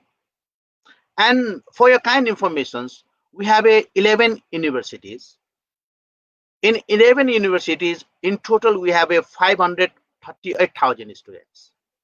Again, among of these 538,000 students, 415,000 students in the Tribhuvan University. It's around 77% of the total students of the Nepal are studying in the Tribhuvan University. And I am the faculty of that Tribhuvan University. So that we have a very huge students. That is also a challenge to handle in a online teaching mode. And now we have one youngest university, the Nepal Open University. This university has 680 students. And the most interestingly, the Open University has been established to conduct the classes on online mode. And the university has been established in 2016, and classes has been run or launched in 2017. And we have a online teaching experience in a Tribhuvan University as well. In 2015, Tribhuvan University established Open and Distance Education Center. But these classes are largely based on the distance education rather than on the exclusive of the online mode. After COVID-19 pandemic, the traditional face-to-face classes had been halted, and making the online class as probably only alternative mode of learning. So right now, the majority of the education institutions, affiliated colleges, and the universities in the Nepal are running the online classes. But as for my experience, In online teaching pedagogy, we have a 4 different area of challenges. I would like to classify it in terms of technology, psychology, monitoring, student engagement, and assessment and evaluation. Because of the hilly regions and the electricity and poor connectivity of the internet, and our students are mostly from the village area, there is a major challenge regarding the technology and the bandwidth of the internet as well. The another challenge we are facing is about the mindset of the student as well, because they are much more convinced with our conventional system, but they are feeling very difficult to change conventional systems of learning to online classes. The another important aspect is about the student engagement and the monitoring. It's a very difficult to monitor whether they are attending our class very carefully or not, because of the internet connectivity. And the another part as well, we ask the students to mute and make the video off. Regarding the evaluations, there are so many different things has been come out. Mainly the assignments are not submitted on the time, and we need to request them to submit, and they argue that they have a problem regarding the internet connectivity, electricity supply. Sometimes we have a very doubt about the uh, assignment as well, whether they did or not themselves, the chances of copy and the prepared by the others as well. But when we have a challenges, but thinking about the challenges, we try to conduct our online classes effectively as well. So again, regarding the technology, we try to establish the learning management systems, which Nepal Open University has learning management system as well. And our internet providers also providing the low-cost internet packages to our students for online classes. And regarding the psychology, we try to motivate our students, and we warn them how to upload their assignments and other things regarding the technical aspect. The another important aspect is about the student engagement. So we try to engage our students, and we try to monitoring our students in the teaching learning pedagogy. The most important aspect is about the attendance. So we verify their attendance daily basis, and we create the discussion forum in the learning management system. That is the one most effective systems I found to engage our students, because in a discussion forum we put the issues, and the students argued on these discussion forums. And we also share the research papers in the Mendeley software systems, and we ask the students to highlight the important parts and mention the reasons why these are the important as well. And we provide the lectures, video lectures. Whatever the video we recorded, we provide it to our students. Regarding the assessment and the evaluation, it's really challenging right now, and we have facing the problem as well. But to engage our students and to proper evaluations, we provide the chapter-wise assignments, and we are providing the quiz at the end of each chapter. We provide them a project work in the group and their presentation as well, and we are providing regular feedback on their assignment to the students. When we talk about the students regarding the benefits of the online mode of educations, because of our 38% of the students are from the village areas, they are much more happy about getting the education at home and available of the videos. They can use it repeatedly. Regarding the cost as well, there is a reduction in the cost. From the supply side also, we have a benefited that previously I am taking the 3 different sections. Right now I am taking the one lecture for including all the 3 different sections students. The most important part is about the knowledge gain. So regarding the knowledge gain, the key dimension is that knowledge gain.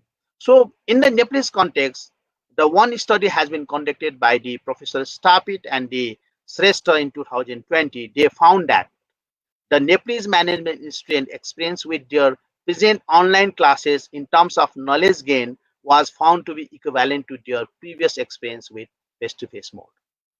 That is the encouraging finding to us, that Nepalese students' knowledge gain are no difference in face-to-face mode of teaching and online teaching. Now, the most important aspect is the slowly and steady acceptance of online learning by our students and our teachers, university teachers, are the most important positive aspect.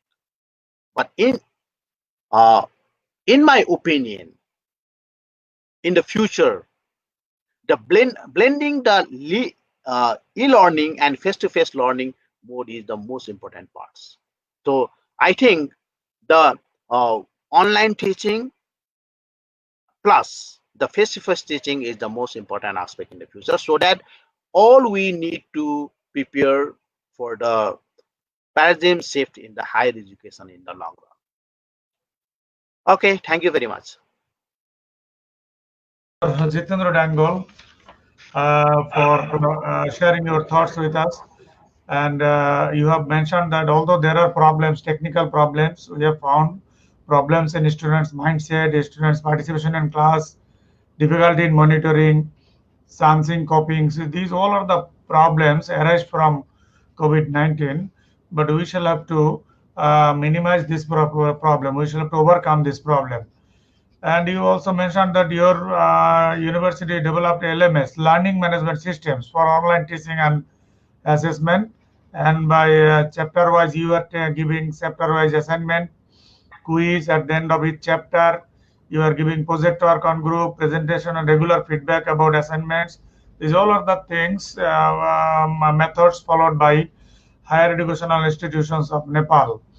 And also, you have mentioned that there is no difference between face-to-face and online teaching learning process in terms of knowledge gain. Yes, thank you, Professor Jitendra, Dr. Jitendra, for sharing your experience with us and with our audience. Dear audience and colleagues, now we shall directly go to question answer session. Here, specific questions have been asked by different persons to our speakers. So first question was asked by Professionals Academia.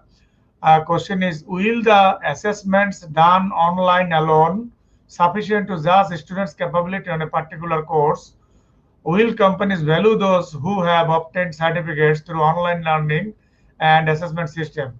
This question has been asked to the Honorable Vice Chancellor of University of Liberal Arts, Professor Johirul sir, to you. Sir, are you there? Yes, yes, yes. Please. Thank you for this question. I think it's a very good question from audience. I would like to, reply this question with confidence that yes, I think we have to rely on our online teaching and learning, and we have to have faith on online judgment and assessment.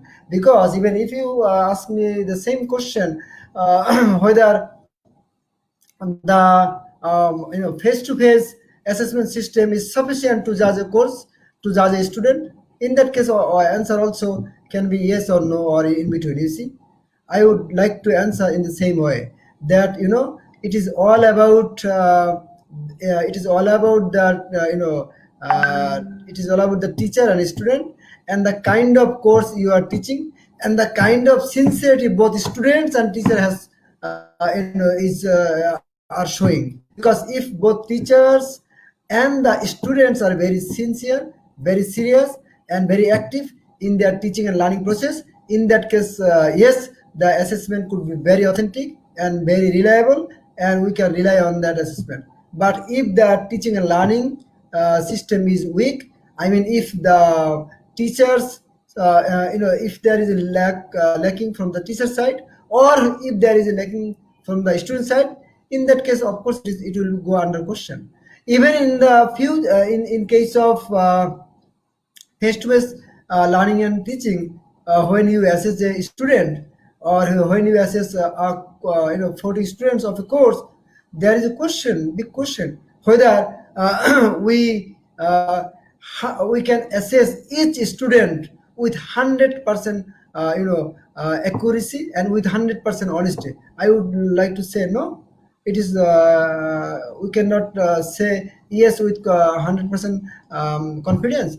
There is a question, there will be always a question whether it is 100% reliable or not. So my answer to this question is, we started online teaching and learning at a massive level because of the pandemic. We have started doing online teaching and learning and assessment as well successfully. Let us develop ourselves and grow together. I think the kind of assessment we are doing at this point of time, I am very satisfied with that, because I told you that if there is a question, quiz type question or short question, we can use Google platform.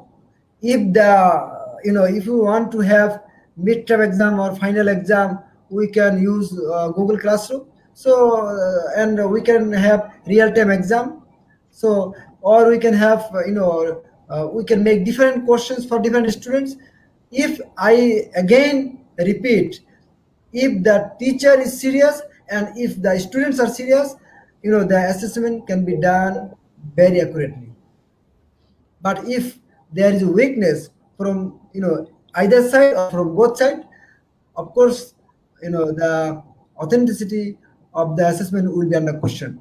So it is true in case of face-to-face assessment or face-to-face education, and same in case of online education as well.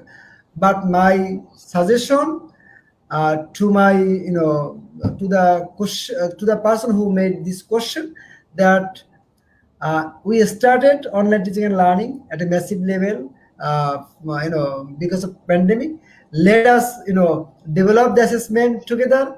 Let us have confidence, and let us develop together. Let us grow together, and let us grow further. Let us go further.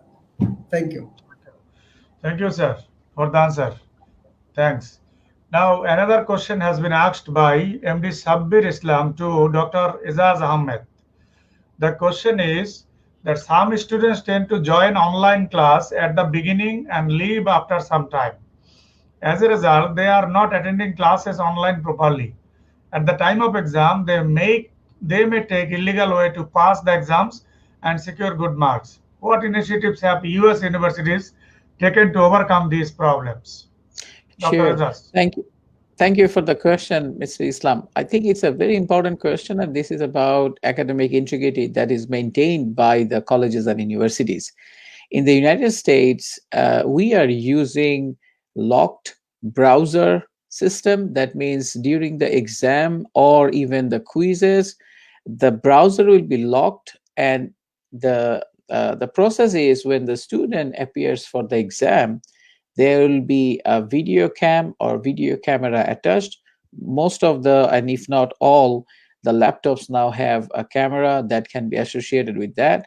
So before the student starts the exam, there are some conditions that the browser will be locked for an hour or two, depending on the timeline. But most importantly, during that time, someone will be proctoring it. Remember, when we have the traditional exams taken at the universities, someone is proctoring us. There is a person present in the room who is checking that students are not cheating or students are not using any technology or any means through which they are going to take advantage of the situation. In the online space, how will we guarantee it? It must be proctored and it must be authenticated. Universities and colleges in the current situation cannot maintain their integrity by themselves. It is impossible for them to do it. By installing the closed or locked browser system, it can be ensured that the person who is supposed to be present in the exam is actually doing the exam. And there are services which are free, there are services which you can pay money. Universities and colleges can also integrate their tuition fees or the cost involved with the locked browser system with the fees that they charge to the students. Alternatively, universities can also develop their own proctoring system that is done through online. It's not a difficult task. Everything is possible through technology, but it takes time. So, as the Vice Chancellor suggested, let's see together how we achieve it. But in the United States, we are using locked browser system by which we ensure that students are look, students, when they join in any online lecture, they close their webcam. You cannot enforce them to open their webcam. Okay. Thank you. And but for the assessment, yes, we can definitely enforce our system. Thank you. Thanks, Dr. Rezas, for your answer. Now here there is another question asked by Raihan Majumdar to Dr. Taimur Sharif. What technology requirements must online students meet for technical degrees? What if they do not meet them? Dr. Sharif. Dr. Taimur Sharif, are you there?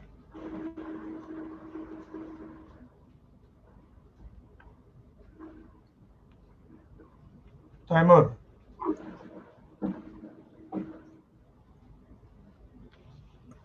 Sir may be disconnected from our studio. That's why we did not show in the screen. Please go for the another resource person. When he will available, then I will again in the studio. Okay, now next question has been asked to Dr. Faizuddin Ahmed by Morshidul Alam Saurabh. Question is, how do universities take online classes and perform online assessment of students when courses tend to have more lab or practical work than classroom lectures? For example, architecture or triple or mechanical department courses. Dr. Faiz. Yeah, thank you very much. It's very important questions. And actually, what at the moment we are doing is we are having face-to-face the labs. Those who can come, they can have the face-to-face lab. But those who are in overseas, they cannot join because of this COVID. But they have already registered the course. So what we are doing is, as I said, we are just uploading some video of that particular experiments, and we are also providing them some sample data, and they can because they now know that how to operate that machine or that experiment, and then what type of results they will be expecting, so they can use that data, and then they prepare their report. Although it is not effective, but this is the only possible way at the moment. But as I said, that in future, if university wants to move fully this type of online delivery, then what university can do is, say for example, in different countries, they can have some their third-party agent, something like say a research institute or other university, those who have this type of lab facilities, they can contact with them that look, I have few number of students, they will come in several times and do this lab in your lab, use these equipments or apparatus, and maybe they will charge it and they will deliver this one. This is possible. This is possible, but at the moment we are just recording for essentially those who are actually in overseas, and providing them that data, and they are preparing the lab report. That's all. Thank you. I think Professor Zohirullah can add something with Dr. Faiz. Dr. Zoirullah, are you there? Hello. Can you hear me? Can you hear me? Sir. Okay, I just wanted to tell the person who made this question is that nowadays a lot of lab activities can be done by computer simulation. So we are running a lot of lab activities by doing computer simulation. So I think maximum problem can be solved by doing computer simulation. Many labs can be done, and there are some lab activities which is very difficult to do online, but for that of course we'll meet physically. There is no barrier that online does not mean that we'll never meet face to face, and face to face teaching and learning does not mean that there is no scope of online teaching and learning. For example, at ULab we started our online teaching and learning back in 2007. Every teacher at our university teaches 4 courses. Out of 4 courses, at least some component of one course should be taught via online, and that has been in practice at ULF for several years. So face to face, during the period of face to face teaching and learning, we still used to use online component.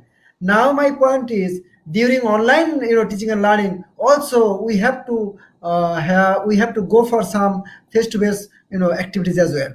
So if there are lab activities for which physical meetings is really essential, and we have to do that. So there is problem and there is always solution. So thank you. Thank you, sir, for adding something valuable with the answer of Dr. Faiz. Now, another question has been asked by Munshi Shariatullah Joel to Dr. Ampu Harikrishnan.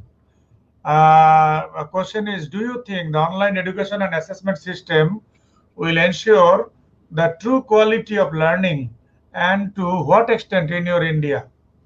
Professor Ampu. Yes, quality online learning ensures quality to a great extent. The question is very valid. It ensures quality to a great extent, as explained by senior academicians just before me. If the working relationship is there between the teacher and students, and of course the name of the university, we can ensure quality learning. Having said this, our what our university does is, we have a say. For example, we have a hotel management program where we have deferred practicals for subjects of front office, housekeeping, food and beverage management, service, food and beverage production. This cannot be done virtually or online. Neither are the hoteliers going to accept. Same is the case with mechanical engineering, and our CSC, Computer Science Engineering program, are going on forcing in online. We do have deferred some of the practical papers for the subsequent semesters. Now, one thing which the all distinguished participants should know is that the final semester of engineering, we have a 4-year Bachelor of Technology program, that is internship. So students have completed that, and their online assessments are going on. In our university, definitely we have not conducted the online assessment for civil engineering and mechanical engineering, primarily because we do not have the resources to do it. In institutes like Indian Institutes of Technology and other leading institutes like Indian Institute of Science, they have set up virtual labs through which they are conducting the exam.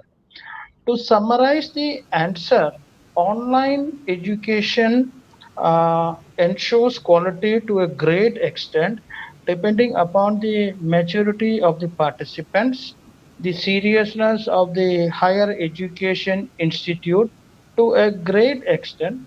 But we can't substitute online learning for some of the conventional based learning. Thank you. Thank you, Professor Ampu. Our Honorable Vice Chancellor, Professor Dr. Zohirullah is with us. Would you like to add something with this Uh, quality of learning in online education, Professor? Yes, Haq? Nazrul bhai, actually, I would like to add something here. So again, I would like to emphasize, on students and on teacher. For example, the quality depends on both teachers and students. For example, if a student is very hungry for learning, and if a teacher is very hungry for teaching, so in that case, your quality teaching and learning will happen. So it does not matter whether it is not, it does not matter whether the teaching learning online or offline. So it's all about the seriousness of a teacher and of a student. If both a teacher and a student is very serious, quality will be there. But if the teacher and students is not serious, whether it is online and offline, there will be no quality. In addition to that, I would like to one more point add that yes, in India, we have been we have been practicing guru shishya practice for thousands of years. So I am a strong believer of guru shishya kind of teaching and learning. I mean face to face teaching and learning.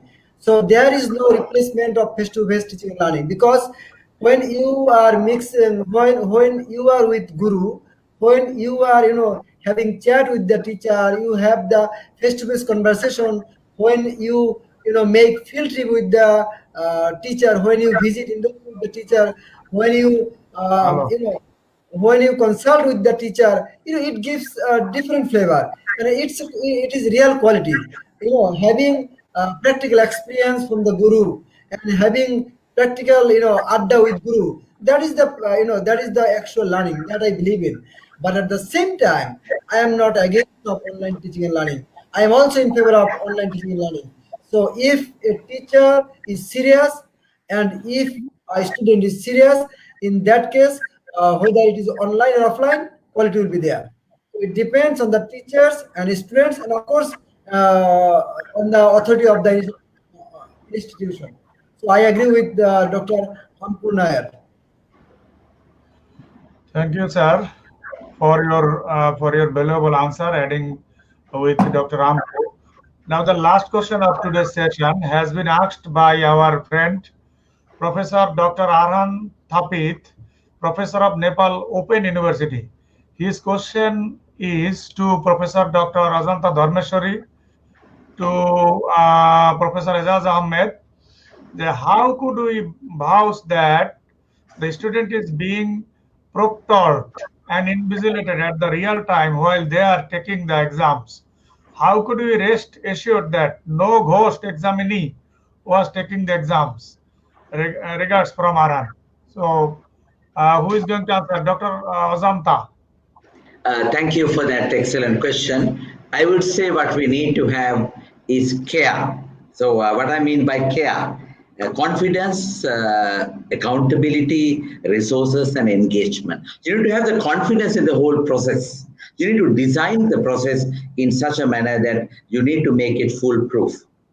So you need to have prior understanding with the students. It's not just policing. It's not just being there as spies. You need to ensure that the real purpose of having an online assessment, and you need to structure the questions in such a manner that it's not copying or it's not just taking from somewhere. It's more, as someone already mentioned, I think it is you, Professor Nasrul, the Bloom's taxonomy, where the evaluation, where the creation, that aspect, I know it's not possible in all courses, but that's what we are trying to do. So to have greater confidence on the process and inculcate that confidence in the minds of the students, and then accountability, ensure that everyone takes greater accountability, particularly the learning partners, and they are accountable to ensure a transparent process. They are accountable to ensure the right way of answering the exam. And then the right resources, right technology. As someone said, a lockdown browser, the availability of appropriate technology to ensure the right process. And finally, engagement. Engagement of resource personnel, engagement of learning partners, and everyone to ensure that we have smooth sailing with regard to online delivery and assessment.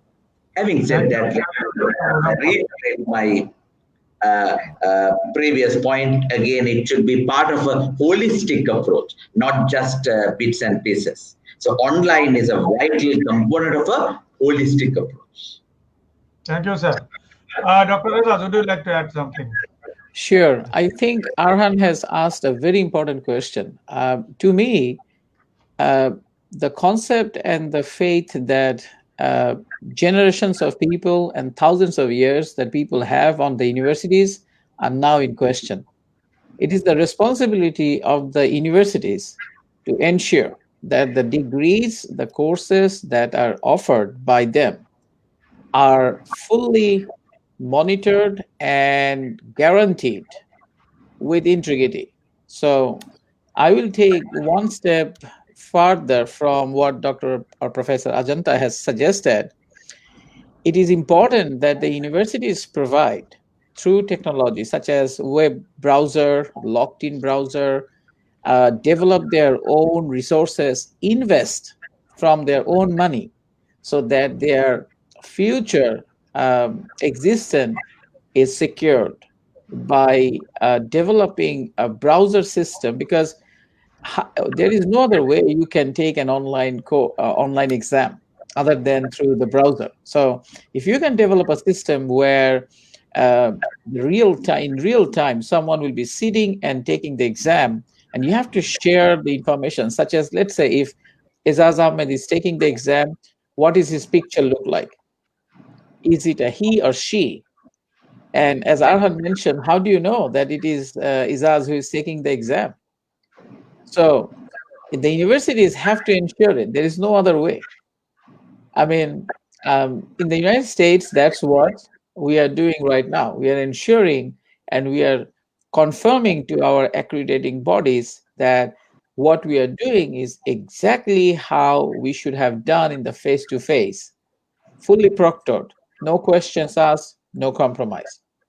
And I think this is very important for us moving forward for the universities in all countries. Because universities have been traditionally a brick and mortar. We proctored them face to face. Now, for the online, we have to be innovative. Thank you. Okay, thanks, Dr. Izaz Ahmed. Another question, the last question, has been asked by Muhammad Aftabuddin Bhuya to all guests. The question is that due to this COVID-19, the new norm, many renowned e-learning platforms like Coursera have been providing certifications and training on several world-class topics, well-demanded hard skills. What is your viewpoint, consideration of this paradigm, please, and any recommendation regarding this for career planning, please? I would like to ask to answer this question to Dr. Jitendra Bengal. Would you like to add? Answer this question? Okay, thank you very much for the question. In my opinion, there are so many different platforms. There is no any doubt that they are providing e-learning platforms, providing the knowledge actually. But when we are talking about the university is a universal one. So that universals means the university provide the degree which is accepted by all over the world. That's why the one very important aspect is the university developed the courses recognized and accepted by the universe. That's why the Coursera and the other platforms, e-learning platforms, provide the knowledge, definitely provide the knowledge. But only knowledge is not sufficient in a future career, so that we need a university degree. Thank you very much. Dr. Ozamta, his question is very important question, that e-learning platforms like this with their certifications, what about your suggestion regarding the career planning with these certificates which are obtained through e-learning platforms? Dr. Ozamta, would you like to add? Well, it satisfied to some extent, I would say. It's satisfied to some extent. For example, for sure, certain skills cannot be trained, cannot be inculcated through online. So certain constraints, say within constraints, it is possible, but again, it should not be the only way. It should be part of a holistic way. Let me reiterate. You can't learn swimming by online. You can't learn a skill by online. You need to have some guidance at the same time. You need to connect it meaningfully with other means of assessing in order to ensure that that proper assessment is done. Thank you, sir. Any suggestion from Professor Zoirullah for adapting hard skill Yes, online? but actually, as you have observed, that I am a very optimistic person regarding online teaching and learning activities. So my recommendation is here that yes, of course, it will help for your future career, because I did a course, online course, last month, and I have been benefited out of this course a lot. So online, you can gather, you can gain knowledge out of the online courses that you have in front of you, offered by MOOC and other sources. So gathering knowledge is very important. Then whether you can use that knowledge for having your future career or not, it depends on you. But it is for sure, if you seriously learn that course, you can get knowledge out of the courses online that are available. So I am sure that if you go for online courses, you will be definitely benefited if the course is really for you. But if you choose a course out of your area, of course you will not be benefited. So you have to choose a right course for which you have interest, and then you can be benefited out of the courses. Otherwise not. Thank you, sir. I think we have arrived at the last stage of our today's technical conference. It was a long discussions, and I would like to sum up the whole thing in 1 or 2 to 3 minutes, and then there will be vote of thanks from the host, Mr. Saiful Islam. So, from your valuable thoughts and discussions, and also the answers, we can identify few things which can be used to make this online teaching and assessment effective, more effective and acceptable to the stakeholders like students, guardians, and also faculty members and others. So the issue came out from the discussion that is the andrology, that is adult learning method that can be taught by the university administration, by the faculty members, so that the students will be the self-learners. They will have the ownership of learning. They will learn by themselves. And another issue came out from this conference that for effective assessment, what Dr. Azaz Ahmed mentioned, that locked browser system can be used, although it is very difficult to use, but that can be used to minimize the plagiarism and ensure the quality of exam.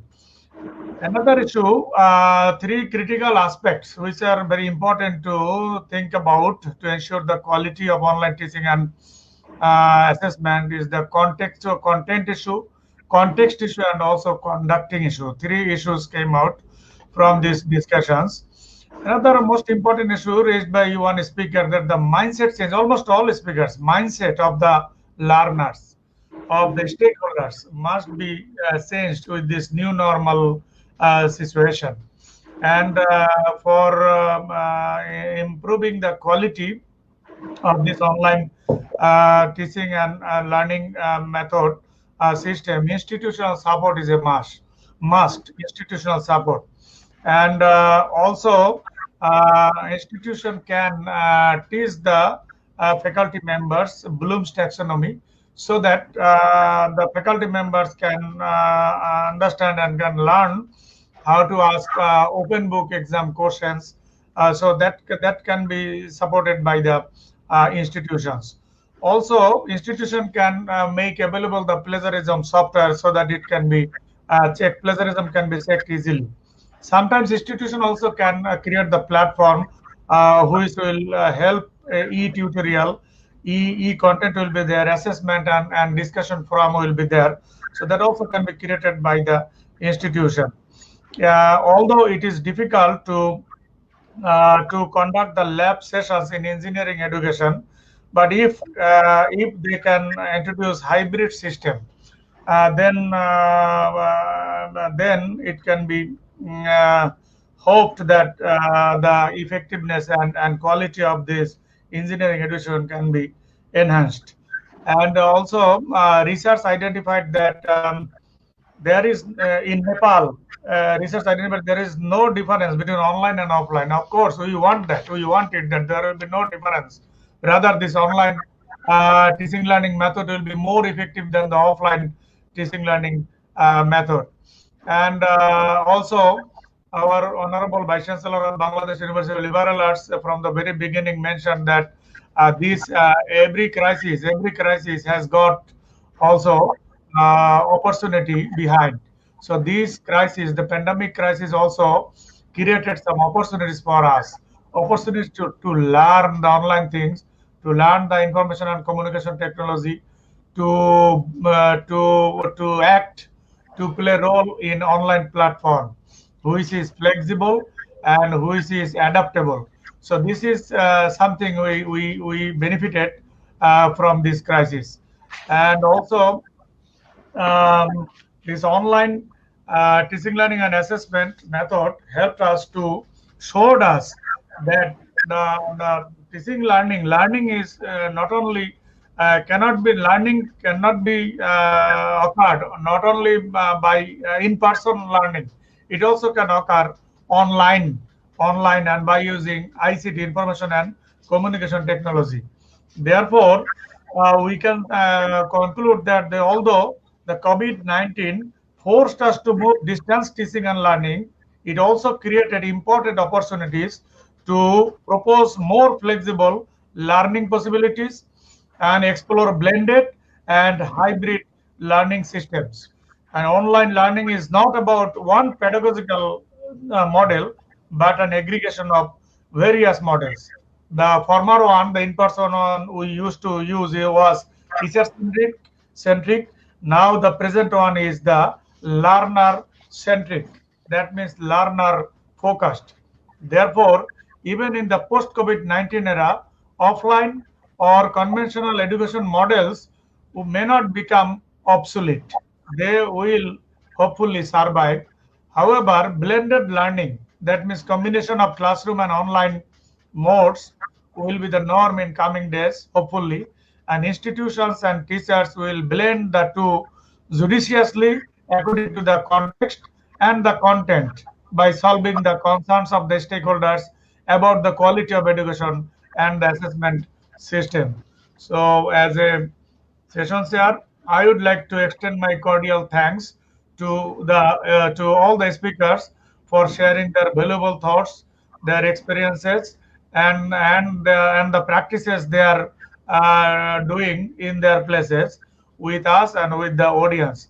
Thank you all for attending this very important conference, and I hope that these discussions will be helpful for the policymakers of the university and higher educational institutions, and also for clearing the misunderstanding or ambiguity of the learners and the faculty members and educators of the world.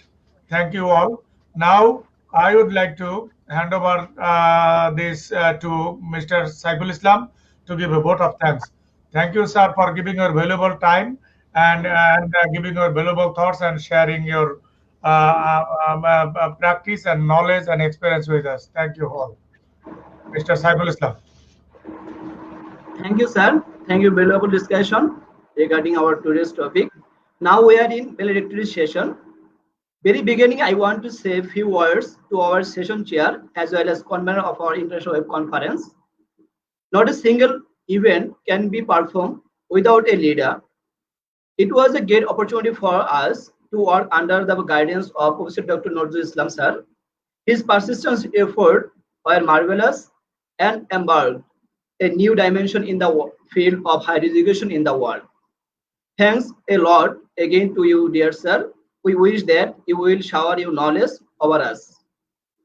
Now, I would like to extend My cordial thanks to our all world-renowned professor for their unconditional cooperation and presence and variable contribution in this international web conference on the virtual platform.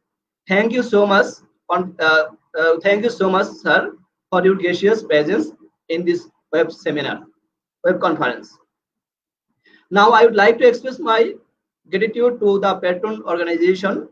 We all are thankful to a great educational platform, professional academia, for their unconditional support to make this event unforgettable, and for adding glory in the history of Bangladesh to add one more feather in the field of education in the global issue.